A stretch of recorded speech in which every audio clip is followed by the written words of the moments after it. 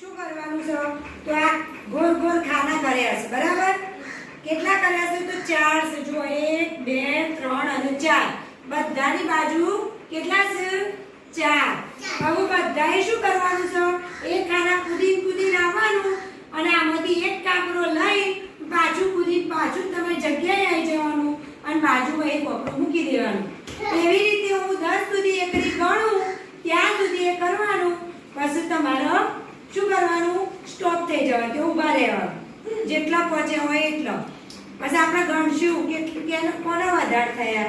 બરાબર જેના વધારે થયા એનો પહેલો નંબર બરાબર ચલો સ્ટાર્ટ 1 2